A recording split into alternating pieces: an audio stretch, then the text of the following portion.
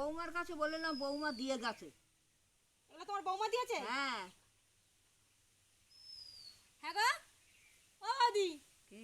শোনো, এই তো। শোনো এদিকে। তুমি কাকে বলে দিয়েছো কাঁঠালগুলো? এই কাঁঠালগুলো তো মা খাতে চাইলো তাই দিলাম।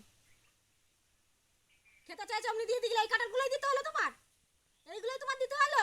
আর পাওনি? কেন দিলে এই কাঁঠালগুলো, কেন দিলে তুমি? হ্যাঁ, তোমার মা হলে দিতে পারতে? আগে তাই বলো। তোমার মা হলে এই কাঁঠালগুলো দিতে পারতে? হ্যাঁ, ওটা তো আমার মা। ক্যাটালের নিকুচি করেছে, ক্যাটালের নিকুচি করেছে। ক্যাটাল, এই ক্যাটাল তুমি আমার মাকে দিচ্ছিলে খেতে? এই ক্যাটাল আমার মাকে খেতে দিচ্ছিলে? হ্যাঁ, যাতে আমার মা তাড়াতাড়ি মরে যাক। মরে গেলে তোমার ভালো হবে, তোমার রাস্তা ফাঁকা হয়ে যাবে। ওই কাঁঠালগুলো 3 ঘন্টা ধরে এলো পড়েছিল এখানটায়, মাছি ভনমান করছিল, আর তুমি সেইগুলো আমার মাকে খেতে দিয়েছো। তোমার মা হলে দিতে পারতে? তোমার মার দাম আছে, আমার মার দাম নেই। উনি জানে না, বোঝে না, খেতে চাইছে, আর তুমি ওই নোংরা কাঁঠালগুলো, পচা কাঁঠালগুলো মাছি পড়ছিল ফেলে দেওয়ার জন্য রেখেছিল এখানটায়, আর সেইগুলো তুমি নিয়ে এসে আমার মাকে দিয়েছো।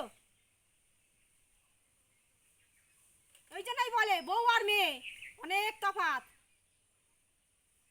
বউরা কোনোদিন মেয়ের মতন হতে পারে না। তুমি আমার মাটার ওই কাঁঠাল খাইয়ে তুমি মারছিলে। তোমার কাঁঠাল এনে আমি খাওয়াবো, ঠিক আছে? ঠিক আছে।